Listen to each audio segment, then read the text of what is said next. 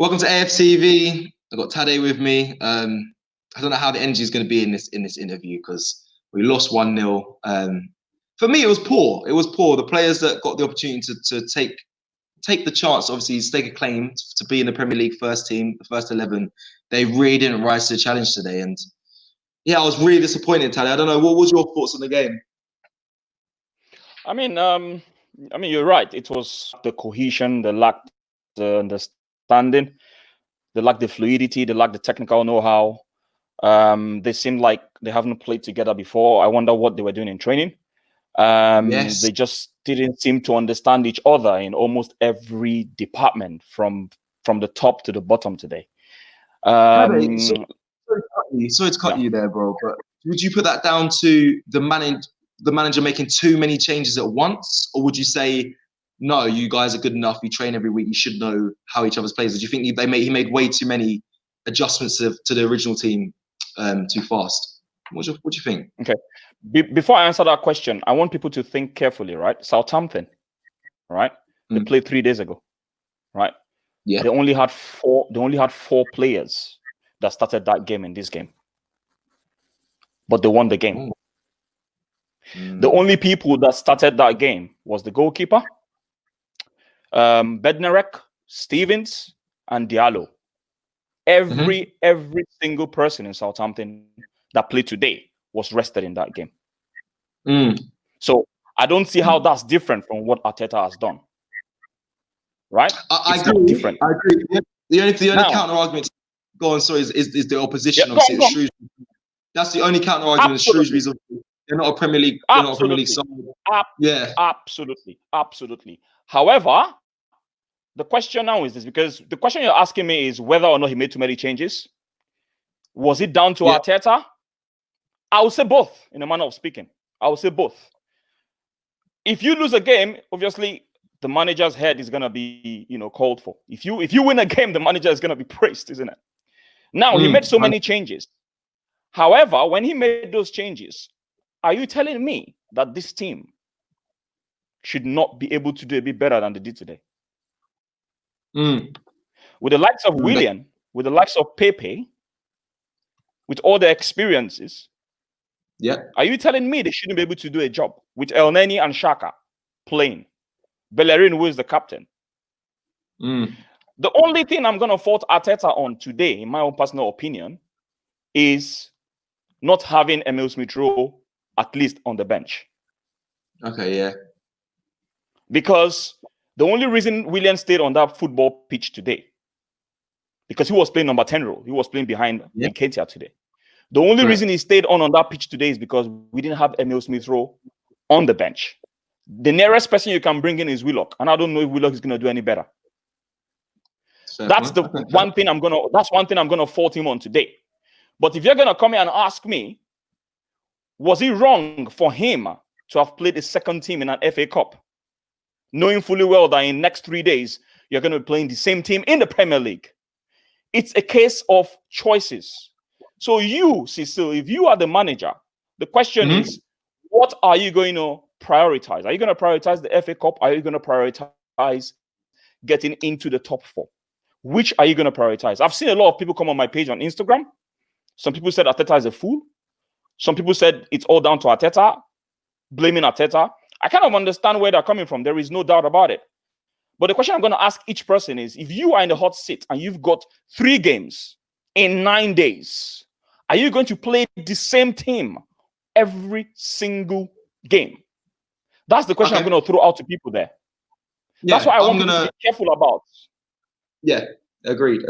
Now, I've seen that comment I've seen that question being thrown around, and I just think, and obviously I've been praising Arteta I've been saying this, and Arteta I'm on his side. All I'll quickly say is, I think you have to rotate. You do have to rotate players. I just think he made too many changes all at once with players that we actually had a whole new front 4 today. That I think dropping players, keeping some in, maybe Lacazette could have started instead of Eddie, or you could have maybe kept Emile Smith-Rowe, put Pepe in, but I would have put so many in. Obviously, it's not. That would be my opinion. Instead of doing a whole gun, there was quite a bit. There was quite too many changes in my opinion all at once. But yeah, listen, it still wasn't good enough. Regardless, those players, on paper, you would trust them. Yeah, you'd trust them to do the job. Okay, let me give you. I mean, just to add to what you just said, let's just think about this carefully, right? You have Emil Smith Rowe, you have Saka, you have Martinelli, all these guys coming in. Imagine you are Willian, or imagine you are Pepe, and you've seen that these guys have literally thrown you out of the team. Shouldn't you be fired up to prove to the manager that you can still do it? 100%. Shouldn't you be 100%. fired up? You should 100%. be saying, listen, man, this is a slap on my face. I should be the one starting, not you. I need to prove to this manager. And they haven't reacted well. They haven't. So it is on them. And Arteta is going to be looking at it right now. This is going to strengthen my resolve to get Odegaard. Because I cannot afford to play Emil Smith Rowe in every single game, every 3 days. I understand that the last game we played was on Monday, right? But at the same time, you're playing these same guys on Tuesday. So I remember very well when what's his name? Partey came back into the squad because we needed a very good player in the squad and he got injured. Have you forgotten what was going on social media? They still blamed Arteta. Why did you rush him back?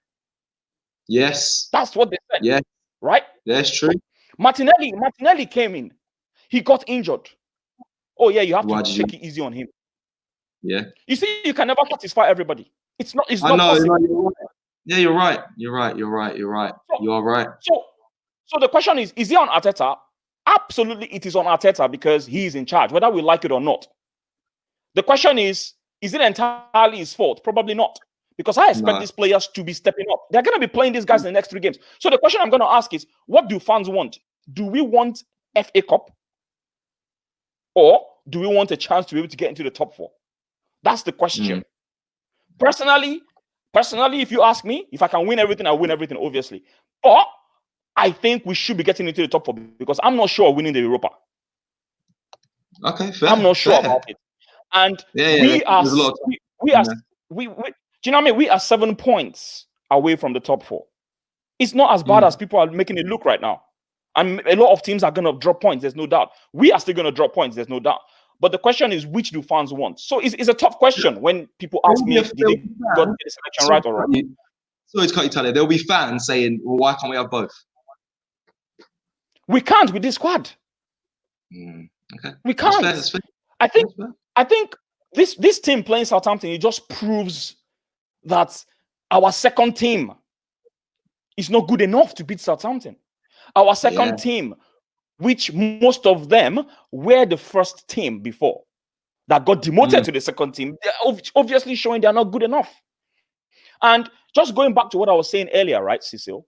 There were too many individual errors. Today, a lot of players did not have a good game. Gabriel did not have a good game today. There was a time that, I don't know, they gave him a pass and he messed up in the early minutes of the game. There was a looping cross that they pushed, I think it was from the goalkeeper, the goal kick that went up above him and Holding, who were very lucky. The goal that they scored against us, it was between El Neni. Okay, I'm not even blaming Gabriel. It was El Neni and Bellerin, right? It was a throw-in, right? Bellerin had a throw-in to El Neni. In those kind of situations, you have played professional football, right? My expectation is that El Neni should be given a one-touch pass back to Bellerin immediately. But he held onto the ball and ran into danger, and he was looking for options. And then he got surrounded by 2 players, and they got the ball from him. That's what led to the attack. Yeah, agreed. Do you know what I mean? Hi, I'm Robbie Lyle from AFTV, and I've supported Prostate Cancer UK for many years, and I'm delighted to be signing up for Cancer Deadline Day. Cancer is a devastating disease, and one man dies every 45 minutes from prostate cancer. And if you're black like me, it affects 1 in 4. COVID-19 has really had cancer charities under pressure, and it's been harder than ever for them to be able to raise money. So I'm calling on all football fans, players, clubs, legends, all supporters to participate in Cancer Deadline Day. Click the link in the description and you can select your football club and make a donation and help your club reach the top of the giving table. So click the link in the description right now and make a donation and help us to give cancer the boot.